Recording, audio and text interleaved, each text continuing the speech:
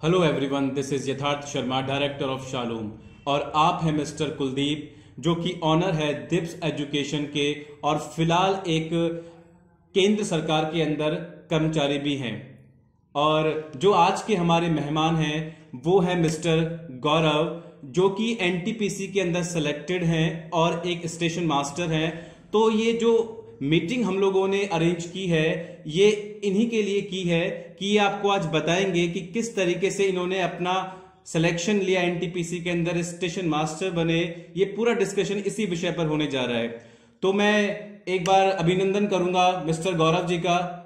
Mister Gaurav ji, आप अपने बारे में प्लीज अपना इंट्रोडक्शन दीजिए हमारे स्टूडेंट्स को। नमस्ते यथार्थ शर्मा जी। नमस्ते कुलदीप जी। नमस्ते। जी मेरा जी मेरा नाम गौरव शर्मा है। और मैंने 2015 के बैच में इंजीनियरिंग एसकेआईटी जयपुर से कंप्लीट करी थी। और जो लास्ट वाला जो एनटीपीसी लगा था 2015 में, उसमें मैंने अजमेर बोर्ड से एनडब्ल्यूआर में स्टेशन मास्टर के पोस्ट पर मेरी पोस्टिंग हुई है। जैसा कि आपने बताया कि आपने 2015 में एसकेआईटी कॉलेज जयपुर से इंजीनियरिंग पास आउट किया, हाँ तो सर जी। ऐसा क्या हुआ कि जब आपको मालूम पड़ा कि रेलवे में एनटीपीसी के नाम से कोई एग्जाम होता है? देखिए कुलदीप जी, 2015 में जब हम पास आउट कर रहे थे तो मेरा शुरू से ये था कि गवर्नमेंट में लगना है। जैसा कि आपको पता ही है, अपने समाज में गवर्नमेंट की जॉब की वैल्यू ज्यादा होती है। तो हमने 2015 से ही एसएससी का उस समय बड़ा चलन था, तो क्रेज था। तो 2015 के बाद से मतलब लास्ट सेमेस्टर से ही हमने एसएससी की तैयारी के लिए लग गए थे। उसके बाद हमने जैसे 2016 का प्री दिया था, तो उसमें भी मेरे काफी अच्छे मार्क्स आए थे, लेकिन मेंस किसी कारण से मेरे पर्सनल रीजन की वजह से अच्छा नहीं हो पाया और उसमें मेरा मेरिट नहीं बन पाई। उसके बाद 2016 के ही शायद मिड में एक एनटीपीसी आरआरबी एनटीपीसी का फॉर्म निकला था। अब हमें तो सीजीएल के बारे में पता था, लेकिन एनटी आरआरबी एनटीपीसी के बारे में इतना नहीं पता था। पहले जब मैं पास में जो हमारे स्टेशन था, मालवीय नगर में, मैं जयपुर में रहता था, तो जगतपुरा स्टेशन पे स्टेशन मास्टरों को देखा और जो उनके सबॉर्डिनेट स्टाफ को देखा, तो पाया कि मतलब इनकी काफी रेपो है। मतलब कहीं भी जाते हैं तो मतलब एक लगता है कि भाई हाँ, रेलवे से हैं तो एक काफी सुविधाएं भी हैं उनको कि भाई कहीं भी ट्रैवल कर सकते हैं। तो इस जॉब ने फिर मेरे को अट्रैक्ट करा और फिर मेरे को लगा कि चलो सीजीएल तो अभी दूर है, तो क्यों ना इसकी तैयारी की जाए।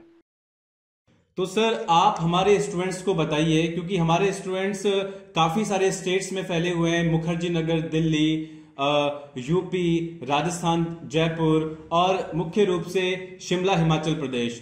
ठीक है। तो सर प्लीज आप हमारे स्टूडेंट्स को ये बताना चाहेंगे कि वो जब एनटीपीसी का एग्जाम देंगे भविष्य में, जो 12th के पास आउट हैं या फिर जिन्होंने ग्रेजुएशन की है, तो जब वो इस एग्जाम के अंदर बैठेंगे तो उन्हें किन किन चरणों को पास करना होगा, और क्या हमारा एनटीपीसी का सिलेबस रहना चाह रहा है। तो प्लीज आप लोग हमारे स्टूडेंट्स को ये बताइए। देखिए यथार्थ जी, एनटीपीसी का जो टीयर 1 है, जैसे प्री जो क्वालिफाइंग नेचर का होता है, वो तो जैसा कि हो चुका है। उसका रिजल्ट अभी देख रहे थे कि 15 जनवरी को शायद उसकी अनाउंसमेंट होएगी।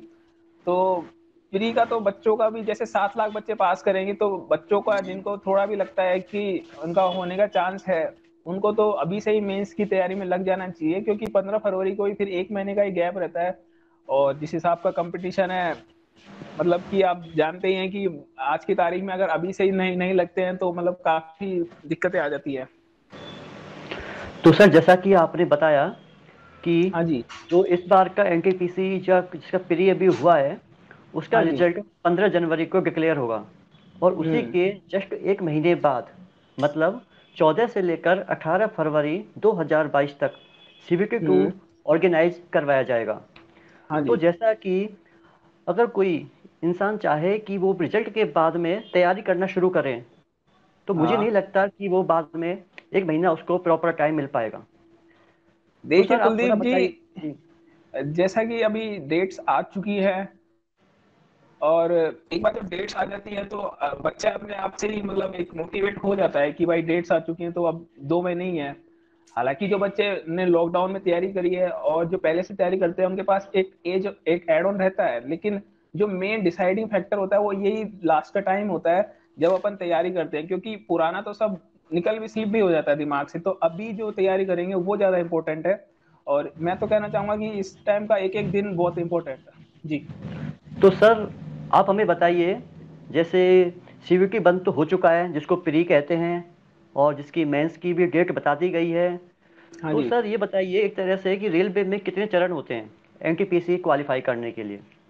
एनटीपीसी क्वालिफाई करने के लिए देखिए मुख्यतः तो 3 ही चरण होते हैं ज्यादातर मतलब पोस्ट के लिए, लेकिन कुछ पोस्ट पे 2 चरण में भी आप वो पोस्ट पा सकते हैं। जैसे कि आप देखिए कि अगर आप कैटेगरीज में जाएं तो जैसे स्टेशन मास्टर है जिस पे मैं हूँ, तो मैंने 3 चरण पास करे थे। प्री दिया जो कि क्वालिफाइंग नेचर का होता है, और मेंस जो कि बहुत ही बड़ा एक रोल प्ले करता है सभी पोस्टों के लिए, वो काफी इंपॉर्टेंट रोल प्ले करता है। उसके बाद जैसे कि अपने टाइपिंग वाली पोस्ट है, जूनियर क्लर्क और अपने ट्रेन क्लर्क वाली, इन सब के लिए तो देखिए टाइपिंग मैंडेटरी है। लेकिन जैसे स्टेशन मास्टर और ट्रैफिक अप्रेंटिस, इसके लिए एक अलग से एग्जाम होता है, वो मेंस के बाद होता है, वो साइकोलॉजी करके एग्जाम होता है, तो उसका और पार्टीशन होता है। मेंस के लाए हुए मार्क्स का 70% और साइको का 30% एक ऐड होके और फिर एक मेरिट बनती है, जिसके बेसिस पे आपका फिर रैंक डिसाइड होता है और फिर आप शॉर्ट लिस्ट होते हो किसी भी पोस्ट के लिए, स्टेशन मास्टर और ट्रैफिक अप्रेंटिस के लिए। सर हम आपसे जानना चाहेंगे, जैसे कि आपने भी प्री, मेंस और साइको एग्ज़ाम पास करके आपने एग्ज़ाम क्वालिफाई किया है। तो हाँ सर जी। प्लीज़ आप हमें बताइए, जब आपने एग्ज़ाम दिया था तो आपका प्री में क्या स्कोर रहा था, मेंस में क्या स्कोर रहा था, और ओवरऑल आपकी क्या रैंकिंग रही थी, सब कुछ सर। जी कुलदीप जी, मैं ये बताना चाहूंगा कि प्री जो अब हमने दिया था, तो सच बताऊं तो मतलब प्री की इतनी तैयारी नहीं थी कि, लेकिन क्योंकि हमारा बैकग्राउंड सीजीएल की वजह से थोड़ा सा मजबूत हो रखा था, और तो हमने लास्ट के शायद 1 महीने में तैयारी करी थी, तो उस टाइम पे मेरे मतलब कि आउट ऑफ 120 96 सही हो गए थे, और फिर नॉर्मलाइज होके 81 कट ऑफ 81 मेरा स्कोर रहा था। और क्योंकि मैंने अजमेर बोर्ड से दिया था जहाँ पे कंपेरेटिवली और अदर बोर्ड से कट ऑफ ज्यादा ही जाती है, जी तो जी। वहां से फिर 70% उसकी कट ऑफ गई थी जनरल की, और मेरे 81 था, तो प्री मतलब काफी इजीली हो गया था। अब प्री के बाद जैसा कि आप अभी जो रिजल्ट आया वो काफी दिनों बाद आया है, तो बच्चा मतलब एक तरीके से और एग्जाम में लग जाता है, कुछ डिमोटिवेट भी हो जाते हैं, क्योंकि इतने दिनों तक एक साथ तैयारी को लगाए रखना बहुत ज्यादा मुश्किल पड़ जाता है। तो जैसे अभी आपके डेट्स आई है, वैसे ही हमारे भी 2 महीने बाद ही प्री की मेंस की डेट्स आई थी, और फिर हम लगे थे। तो वो मेरे को याद हो शायद 18 जनवरी को मेरा मेंस था उदयपुर में, और तो मतलब मेरे को याद है मैं सर्दियों में पढ़ रहा था, अभी थोड़ा थोड़ा याद है, मतलब 3 साल पुराना। तो मेंस मैं उदयपुर में था, लेकिन अब क्या किस्मत भी कहें कि भगवान को रेलवे में ही मेरे को जॉब करवानी थी, या फिर थोड़ी मेहनत भी कह लें, मेंस मेरा बड़ा अच्छा गया, और उसके बाद मेरे को थोड़ा लग गया था कि हाँ मतलब इसमें हो जाएगा। सर सर ये तो बात रही मेंस की। Sir hmm. प्लीज़ आप हमें साइको के बारे में बताइए। हाँ, जैसे कि आप मेंस पास कर लेते हैं, तो मैं सभी स्टूडेंट्स को ये बताना चाहूंगा कि मेंस ही है डिसाइड फैक्टर। आपको अगर जॉब अचीव करनी है, आपको घर के पास जॉब अचीव करनी है, आपको अपने मनपसंद की जॉब अचीव करनी है, तो ये मेंस बड़ा इंपॉर्टेंट है, क्योंकि इसी के बेसिस पे ही मेरिट बनती है। कुछ पोस्टों में तो डायरेक्ट मेंस के स्कोर पे ही वो पोस्टें आती हैं, जिनमें थर्ड राउंड होता ही नहीं है। लेकिन जैसा कि मैं अभी इस स्टेशन मास्टर की पोस्ट पे हूँ, तो उसके लिए मेरे को थर्ड एग्जाम साइको का देना पड़ा था, वो नोएडा में लगा था मेरा। मैं ये बताना चाहूंगा कि उसका जो पार्टीशन है वो 30% होता है, और मेंस के एग्जाम का पार्टीशन वो होता है 70%। तो जो साइको का 30% है, उसमें अप्रोक्स अगर आप मेंस के बाद भी अच्छे से उसको टाइम देते हो, तो 24 23 उसमें बन जाता है एवरेज बच्चे का। अगर वो एक आईक्यू का बेसिकली एक एग्जाम होता है, उसमें बेसिकली नॉलेज का कुछ उसमें रोल कम है, तो वो तो प्रैक्टिस पे बात वाली बात है। लेकिन जो मेंस है वो उस पर थोड़ा फोकस रहना चाहिए मेरे हिसाब से बच्चों का। जी। सर जैसा कि आपने बताया कि मेंस का 70% एंड साइको का 30% इसमें मार्क्स इंक्लूड होते हैं। हम्म। तो सर प्लीज़ आप हमें बताइए, जो आपका स्कोर रहा था हाँ प्री, जी। प्री का तो स्कोर काउंट होता नहीं है इसमें, वो क्वालिफाइंग होता है। हाँ जी। तो हाँ जी। मेंस और साइको के बाद में आपका क्या स्कोर रहा था, और आपने ऑल इंडिया रैंक क्या अचीव की, जिससे कि आपको अपनी पोस्टिंग आपको घर के पास मिली? हाँ जी कुलदीप जी, मैं ये बताना चाहूंगा कि पहले तो बच्चों को ये दिमाग से निकाल देना चाहिए कि इतने बच्चों ने फॉर्म भरा है, करोड़ों बच्चों ने, लाखों बच्चों ने, तो फॉर्म तो आज के जमाने में देखिए सभी भरते हैं। मैटर जो करती है वो कि आपकी कट ऑफ से मार्क्स कितने ऊपर हैं, और आपकी जोन जो आप जिसमें आप बोर्ड जिसमें आपने एग्जाम दिया है उसकी कट ऑफ अदर बोर्ड से कितनी कम है, कितनी ज्यादा है। अब आप जानते हैं कि मैंने अजमेर बोर्ड से दिया था, तो ये कंपेरेटिवली हार्ड ही पड़ता है। नॉर्थ के तो चंडीगढ़ और अजमेर और इलाहाबाद तीनों ही मतलब काफी हार्ड बोर्ड पड़ते हैं। तो मेंस का जब मैंने दिया तो उदयपुर में मेरा लगा मेरे को, अब ये तो नहीं कहूंगा कि मतलब पूरी मेरी मेहनत ही थी, थोड़ी तो मतलब किस्मत चलती है, फिर भी मतलब 120 में से 98 मैंने उसमें रो मार्क्स अचीव करे, और उसके बाद शायद 82, इसमें भी मेरा 82 पे ही नॉर्मलाइज होके आया था, और 76 शायद कट ऑफ हुई जी, 75 पॉइंट समथिंग थी, याद थोड़ा मेरे को भी कम आ रहा। तो आपकी क्या रैंक बनी थी? अगर रैंक देखा जाए तो जैसे अभी सीजीएल की रैंक आ जाती है, उस जमाने में इतना डेटा एनालिस्ट कम थे, तो लेकिन जब लास्ट में जब साइको के बाद जो मेरिट बनी थी तो 7.5 लाख बच्चों ने अजमेर बोर्ड से एग्जाम दिया था, और मेरी सच बताऊं तो 39 रैंक थी स्टेशन मास्टर में जी, ये काफी अच्छी रैंक है आपकी। हाँ, मतलब मैं इसमें थोड़ा भगवान का शुक्रगुजार हूँ। बिल्कुल बिल्कुल सर, बिल्कुल शुक्रगुजार होना चाहिए हमारे भगवानों का।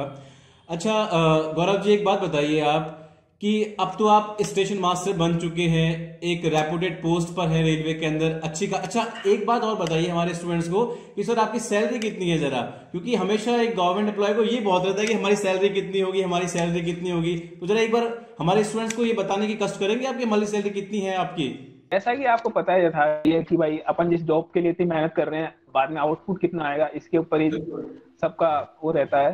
तो मैं ये बताना चाहूंगा कि स्टेशन मास्टर लेवल 6 में 4200 ग्रेड पे आपको पहली पोस्टिंग दी जाती है, और लगभग 35,000 के आसपास आपका बेसिक पे होता है। फिर अलाउंस मिलकर आप ऑन एन एवरेज अगर आप देखें तो मतलब मैं अगर पूरे मंथली सम करूं, जिसमें क्योंकि रेलवे में आप जानते हैं कि नाइट का अलग अलाउंस होता है, ओवर टाइम का अलग अलाउंस होता है, ड्रेस अलाउंस होता है, नेशनल हॉलीडे अलाउंस होता है, अपना ये 18,000 जो अपना को बोनस मिलता है, आप जानते होंगे काफी अखबारों में भी आता है कि बोनस रेलवे वालों को, लोगों को लगता है पता नहीं यस यस। क्या ही कितने ही मिल रहे हैं।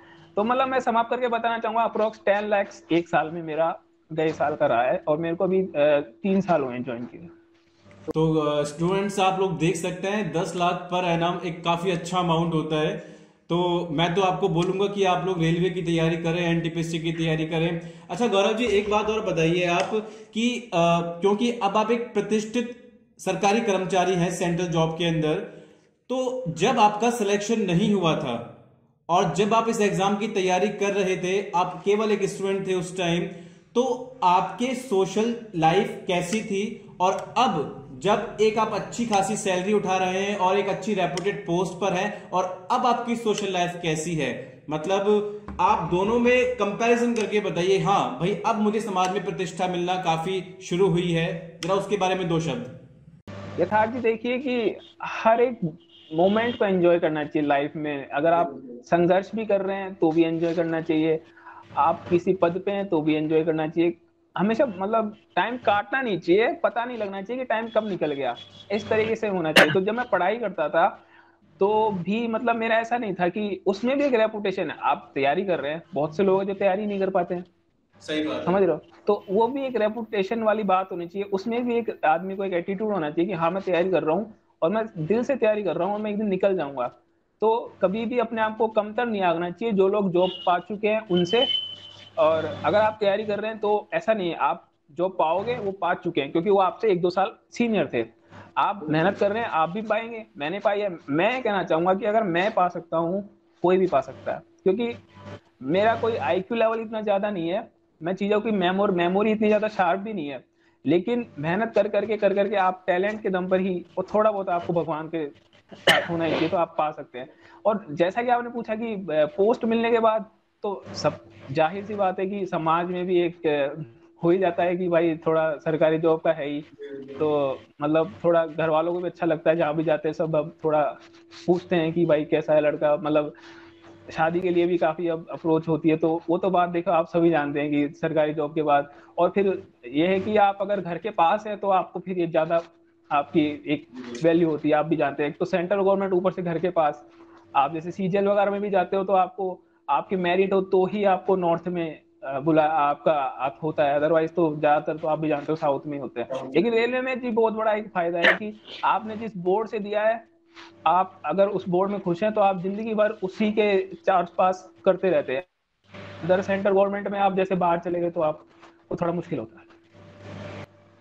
हाँ हाँ जी। भैरव जी, हम आपसे जानना चाहेंगे, जैसा कि आपको पता है कि इस बार आरआरबी एनटीपीसी 2019 की सीबीटी 2 मींस मेंस की डेट फरवरी में अनाउंस की गई है, तो अब से लेकर तैयारी में सिर्फ 2 महीने का समय बाकी है।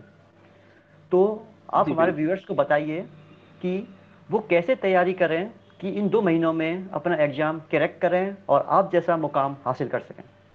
जी गौरव सर। कुलदीप जी, इसके मैं बताना चाहूंगा कि सबसे पहले तो अपने किसी भी एग्जाम की तैयारी कर रहे हैं उसके बारे में नॉलेज ले लें कि पेपर में किस भाग से कितना आ रहे हैं मार्क्स, किस भाग का कितना वेटेज है, और आपका जो हिस्सा स्ट्रांग है उसको फिर एनालाइज करें। अब जैसा कि आप देख पा रहे हैं कि मेंस में अब 50 नंबर का जीएस है और बाकी जो रीजनिंग और मैथ है वो उनका वेटेज थोड़ा कम है। तो आपका अगर जीएस स्ट्रांग है, जैसे जनरली तैयारी करने वालों को जीएस तो खैर आप जानते हैं कि अनप्रिडिक्टेबल है, स्ट्रांग हो तो भी कुछ ऐसा पूछ ले कि आपसे नहीं आए। लेकिन मैं कहना चाहूंगा कि सब्जेक्टों को इतना तो पढ़ें कि कम से कम जो आपसे हो रहा है वो तो, जो सबसे हो रहा है वो आपसे हो ही हो, लेकिन जो सबसे नहीं हो रहा उसमें से भी तो दो चार सवाल अगर आपसे हो जाए तो आप एक अच्छा उसमें कट ऑफ में ऊंचा लीड कर सकते हैं। तो मैथ अगर रीजनिंग, मैं तो ये कहना चाहूंगा कि रीजनिंग और मैथ अगर स्ट्रांग है आपकी तो जीएस पे इस बार थोड़ा फोकस करें, क्योंकि जो मेन डिसाइडिंग फैक्टर होगा वो जीएस होगा, क्योंकि 50 मार्क्स का है। और मैं ये भी कहना चाहूंगा कि जो भी है वो मेंस ही है, साइको वाइको तो चलो चलता है, उसमें एक ऑन एन एवरेज बच्चों के 22 से 24 के बीच में ही रेंज रहती है। लेकिन मेंस में अगर आप अच्छा करते हो तो वो एक बहुत अच्छा आपके लिए आगे के लिए पोस्टों के लिए भी रहेगा, आपने जो प्रेफरेंस भरी होगी उसमें भी आपको ये अच्छा बूस्ट दिलवाएगा। जी सर, जैसा कि आपने बताया कि साइको में 22-23 नंबर काफ़ी होते हैं, सर हम आपसे जानना हाँ जी। चाहेंगे ये मार्किंग कितने मार्क्स में से है? जी देखिए कुलदीप जी, साइको का ऐसा होता है कि 150 नंबर के 5 पोर्शन होते हैं, जिसमें शायद 30 का एक होता है, 35 और 25 के फिर दो ऐसे कुछ होता है, मतलब 30-30-35 के हिसाब से 150 के 5 पोर्शन होते हैं। और साइको में आप मतलब प्रैक्टिस के ऊपर है, और प्रैक्टिस जैसे नंबर है, जैसे कि उसने नंबर दे दिए 2 5 7 8 1 3 2, अब एक सीरीज दे दिया आपको आपकी स्क्रीन पे, ऐसे करके 30 सवाल है। उसमें अगर आपने अगर अच्छे से प्रैक्टिस करी है तो आप एक दो सबको जोड़ के उस सीरीज को एक और फिर उसका ऑप्शन में आएगा उसको आपको क्लिक करना है। तो ये साइको का एग्जाम होता है, जो कि बेसिकली मेरा मानना है कि आप एक महीने की तैयारी में आराम से, जैसे टाइपिंग से भी इजी पड़ता है मेरे हिसाब से, तो क्योंकि साइको में इतना ज्यादा जोर नहीं रहता। मैं ये कहना चाहूंगा बच्चों को कि मेंस पे थोड़ा अपना जोर लगाएं, क्योंकि मेंस ही डिसाइड फैक्टर करेगा, और मेंस में भी जीएस पे, अगर मैथ रीजनिंग स्ट्रॉन्ग है तो जीएस पे, मैथ रीजनिंग स्ट्रॉन्ग करना तो बहुत ही जरूरी है, ये तो एक बेस पार्ट है। जीएस आपका एक अगर एक्स फैक्टर है इस पूरे बहुत एग्जाम में अच्छे मेरे गौरव हिसाब जी, से। आपसे बात करके हमें बहुत अच्छा लगा। तो स्टूडेंट्स, आप लोग देख सकते हो कि एक गवर्नमेंट जॉब लेने के बाद एक पर्सन की लाइफ में किस तरीके से चेंजेस आते हैं। इसलिए मैं आपको हमेशा रिकमेंड करूंगा कि एक बार तो हाँ, गवर्नमेंट जॉब की जरूर तैयारी करें, एनटीपीसी की तैयारी करें। और हाँ, अगर आपको ये सेशन अच्छा लगता है तो हमें कमेंट्स कीजिए। इस बिहाफ पर अगर आप चाहें कि भाई मिस्टर गौरव एक बार दोबारा हमारे साथ रूबरू हो, तो मैं और मिस्टर कुलदीप मिलकर इस बात की पूरी कोशिश करेंगे कि एक बार हम सर से फिर से समय ले पाए, और भी एग्जाम्स की आप लोग तैयारी कर सकते हैं। आखिर में यथार्थ जी, मैं एक बात ये कहना चाहूंगा कि बिना सेक्रीफाइस करे हुए कुछ भी नहीं मिलेगा। ये 2 महीने ही है आपके पास, ये मानो कि जीवन में ये 2 महीने कभी नहीं आएंगे, एनटीपीसी पता नहीं कब लगे, फॉर्म कब आए, तो एक एक दिन अब आप इसमें जुट जाएं। और अपनी जो सोशल लाइफ है उसको थोड़ा सा बाइकआउट करके और अपने एम पे थोड़ा फोकस करें। और मैं, अगर आप, एनटीपीसी का एग्जाम इतना हार्ड नहीं है जितना आपको लग रहा है, बच्चों ने फॉर्म जरूर भरे हैं, करोड़ों में शायद फॉर्म सुनने में मेरे आया है, लेकिन जो कंपटीशन है वो इतना नहीं है, वो मतलब हर कोई आज के जमाने में फॉर्म भर देता है। तो आपको ये सब नहीं देखना है, आपको अपनी पढ़ाई पे देखना है, अपने आप को बेहतर बनाना है। और उसी के लिए आपको एक एक दिन, आप ये मानो कि ये एक एक दिन बहुत ही ज्यादा इंपॉर्टेंट है, आपकी पूरी लाइफ चेंज कर सकता है। बिल्कुल जी सर, बहुत बहुत आभार है कि आप हमारे साथ आए। और मिस्टर जी, कुलदीप जी बिल्कुल धन्यवाद जी, धन्यवाद। कि वो भी 2 शब्द बोले मिस्टर गौरव के लिए कि उन्होंने अपना कीमती समय हम दोनों को दिया। मिस्टर कुलदीप जी। गौरव जी, एक तो आपका हार्दिक शुक्रिया कि आपने अपना समय निकाल कर हमारे सामने आए। हमारे व्यूअर्स के लिए आपने अच्छी-अच्छी बातें बताई। उन्हें बताया जी, कि बिल्कुल, आपने बिल्कुल, किस तरह तैयारी की, उन्हें अपनी तैयारी को किस तरह बूस्ट करना चाहिए इन 2 महीनों के दौरान, जो भी उनकी हाँ गलतियाँ जी, हुई हैं बिल्कुल, पहले, तो अभी उन्हें 2 महीने फ़ोकस करना चाहिए एग्ज़ाम पर, बाकी और चीज़ों से बिल्कुल। ध्यान और हटाकर। आगे भी अगर उनको अगर मान लो कोई मार्गदर्शन चाहिए हो तो आप कभी भी आप मेरे को बताइए। मैं दिल से चाहता हूँ कि जो भी बच्चा है तैयारी कर रहा है, दिल से कर रहा है, उसका सिलेक्शन हो, क्योंकि बहुत जरूरी है। आप जानते हैं मतलब कंपटीशन के इस दौर में बहुत जरूरी है। तो देखिए, अब तो स्टूडेंट्स सर ने ही बोल दिया है कि गौरव जी बोल चुके हैं कि वो हमेशा आप लोगों के लिए तैयार हैं। तो आप कमेंट्स कीजिए जिससे हमें पता लगे कि हाँ भाई, हमें गौरव जी को दोबारा बुलाना चाहिए। और जैसा कि सर, मैं एक बात और पूछना चाहूंगा जाते जाते आपसे, कि वो पूछना रह गया था कि जैसे आप अब एक प्रतिष्ठित संस्थान के अंदर एक सरकारी कर्मचारी हैं, गवर्नमेंट एम्प्लॉय हैं, ठीक है, सेंट्रल गवर्नमेंट के एम्प्लॉय हैं, तो अब क्या आप यहीं पर रुकने वाले हैं या फिर आपको बच्चों को यह भी बताना चाहिए सर एक बार नौकरी मिलने के बाद रुकना नहीं है, आगे हमें चलते हुए जाना है? ये मैं बताना भूल गया यथार्थ जी, बिल्कुल बिल्कुल बिल्कुल। देखिए, एक बार आपके जीवन का ये लास्ट एम नहीं होना चाहिए, ये एक मीडियम इंटरमीडिएट स्टेज होना चाहिए, एक मध्य का, एक बीच का, एक मान लो कि एक वो कहते हैं ना कि अभी तो नापी है थोड़ी सी जमीन, अभी तो नापना आसमान बाकी है। तो ये एक थोड़ा सा अभी एक ये है कि इससे आप इस जॉब में आए, आप एक स्टेबल हो जाएं जीवन में। उसके बाद आप जो सपने हैं, जैसे अभी मैं स्टेट पीसीएस का मेंस दूंगा, अभी उसके लिए मैंने 1 महीने की लीव ले रखी है। तो रेलवे में ये भी सुविधा है कि आप जैसे एग्जाम देना चाहें तो आपको लीव भी दे देंगे। आप अगर कम काम करना चाहें तो आपको ऐसी जगह भी दे सकते हैं जहाँ पे आपको बिल्कुल काम नहीं होगा। मैं मानो कई बार मतलब मेरे को एग्जाम पास में होता है, जैसे अब तो मैं 8 घंटे का इस जॉब में 1 घंटा ही मेरा बिजी होता है। उसके बाद आप पढ़ो, कुछ भी करो, मतलब ऑफिस में हो बट आपको कोई डिस्टर्ब नहीं करा, क्योंकि आप यहाँ पे सर्वे सर्वा हो। आपके ऊपर यहाँ पे कोई भी अधिकारी या कुछ नहीं होता। काफी पोस्टों में जैसे आप क्लर्क में और जॉब में देखते हैं कि अधिकारी पास ही रहते हैं। स्टेशन मास्टर ऐसा जॉब है कि आप ही अपने स्टेशन के अधिकारी हो, तो आपसे कोई सवाल नहीं करेगा। आप बस अपना काम करें, जल्दी से निपटाएं और आगे के अपने एम के लिए लगे रहें। जैसे कि मेरा मेंस की मैं तैयारी करता हूँ, स्टेट पीसीएस की, और 3 साल से लग रहा हूँ, और होपफुली हो जाए तो मतलब मैं और भी आगे जाने की इच्छा हूँ। तो अपने सपने आप बड़े पाले, छोड़िए। तो मतलब ऐसा नहीं है कि ये कोई मुकाम नहीं है, ये भी एक मुकाम है, ये भी आपको समाज में काफी नाम करवाएगा, इज्जत करवाएगा, लेकिन सपने तो देखिए बड़े ही पालने चाहिए जी। गौरव जी, मीटिंग एंड करने का तो मन बिल्कुल नहीं है, ना कुलदीप जी का है और ना मेरा है। हम दोनों की मेहनत से हम लोग आपको बुला पाए हैं। लेकिन फिर भी क्या करें, समय की कमी की वजह से आपके पास भी समय की कमी है, ठीक है, हमें इस मीटिंग को एंड करना पड़ेगा। कोई नहीं, भविष्य में भी आपको जब भी जरूरत पड़े आप मेरे को बताइए, और मैं हमेशा आपके लिए अवेलेबल। धन्यवाद। तो बस इस मीटिंग को, इस सेशन को हम लोग यही एंड करते हैं। और मैं स्टूडेंट से आग्रह करूंगा, अगर आप बैंक के रिगार्डिंग, एसएससी के रिगार्डिंग या स्टेट यूपीएससी के रिगार्डिंग अगर किसी के इंटरव्यू को चाहते हैं तो आप हमें बेशक बोल सकते हैं। तो फाइनली मैं आभार व्यक्त करूंगा हमारे आज के जो खास मेहमान है मिस्टर गौरव जी का, और जो होस्ट कर रहे हैं मैं खुद और हमारे मिस्टर कुलदीप जी, और वो खुद भी एक सरकारी कर्मचारी है। एक दिन उनका खुद का भी इंटरव्यू लेंगे हम लोग, ठीक है। तो चलिए हम लोग मिलते हैं और नेक्स्ट सेशन में जल्दी ही आप लोगों से मुलाकात होगी। Bye everyone, take care.